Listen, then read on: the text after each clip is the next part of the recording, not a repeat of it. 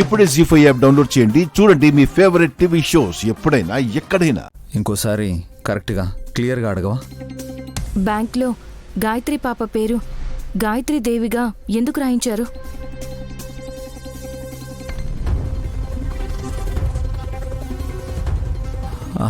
అదేనాయని, ఇందాక అన్నయ్యతో చెప్పాను కదా,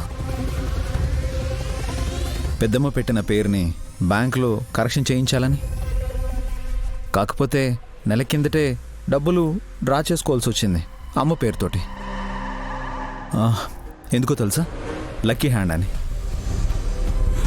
గాయత్రి పాపని ఆ రోజు బ్యాంక్ కూడా తీసుకెళ్ళాను, నీకు గుర్తుంది కదా? నాకు మీరు చెప్పనే లేదు. ఓ, మోస్ట్లీ మర్చిపోయానేమో. ఇప్పుడే కదా బాబు గారు నాకు గుర్తుందా లేదా అని అడిగారు, మళ్ళీ మీరే మర్చిపోయానంటున్నారు. ఎందుకు ఇలా కన్ఫ్యూజ్ అవుతున్నారు? అదేంటో నాయని, రాత్రిపూట నీ కళ్ళలోకి కళ్ళు పెట్టి చూడగానే తెలియని తన్మయత్వం, మైకం, పరవశము, ఇంకా అన్ని పదాలకి అర్థం ఒకటే. అటు తిప్పి ఇటు తిప్పి చెప్పాల్సిన అవసరం లేదు. అంతేనంటావా? ఏం మేడం, పాలు కావాలా బాబుగారు అని అడగట్లేదు? నిండుకున్నాయా? ఇంట్లో 4 పిల్లలున్నారు.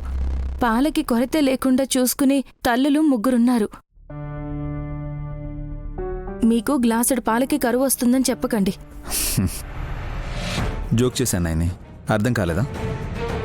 నేను కొన్ని ప్రశ్నలు సీరియస్గా అడుగుదామనుకుంటే మీరేదేదో మాట్లాడుతున్నారు. అదే నేని, నా మాట నీకు అర్థం కావడం లేదా? మేబీ వర్క్ టెన్షన్లో అలా మాట్లాడుతూ ఉండొచ్చు. ఆ విషయాలు పక్కన పెట్టండి. నేను అడిగిన దానికి స్పష్టంగా సమాధానం చెప్పండి. ఆఫీస్ పనులు తెల్లారితే నేను హాసనక్కో కూర్చునైనా చేసి పెడతాం. మీరు అంత టెన్షన్ తీసుకోవాల్సిన అవసరం లేదు. థ్యాంక్స్ నాయని. మనం థ్యాంక్స్ ఉత్తనే చెప్పుకోం కదా. ఓ యా, షేక్ హ్యాండ్ ఇచ్చుకుంటాం.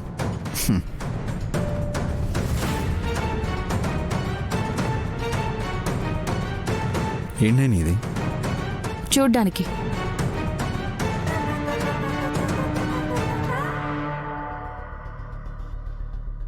గాయత్రి పాప పుట్టిన తేదీని కూడా మార్చి గాయత్రి అమ్మగారు పుట్టినరోజున పెట్టారు. ఎందుకని? ఆ అమ్మగారి పూర్తి పేరు పాపకు పెట్టారు, సరే. పుట్టిన తేదీని కూడా ఎందుకు మార్చాల్సి వచ్చిందో చెప్తారా? అరే, నీకు ఈ మధ్య ముఖ్యమైన విషయాలు చెప్పకుండా ఉన్నానా ఏంటని? మన గురువుగారు చెప్పారు, గాయత్రి పుట్టుక తేదీని ఫాలో అయితే జాతకం బాగుంటుంది అని. అందుకని అమ్మ పుట్టిన తేదీని చేర్చాను. అఫ్కోర్స్ సంవత్సరాన్ని ఎలాగో మెన్షన్ చేయలేమనుకో. ఈ పేపర్ని ఫైల్లో పెట్టాలి, బయట పెడతాలా? బాబుగారు,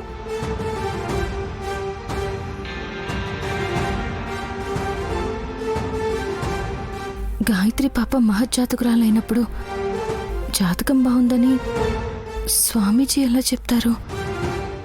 జీ5 యాప్ డౌన్లోడ్ చేసి అన్ని ఎపిసోడ్స్ పూర్తి ఉచితంగా చూడండి.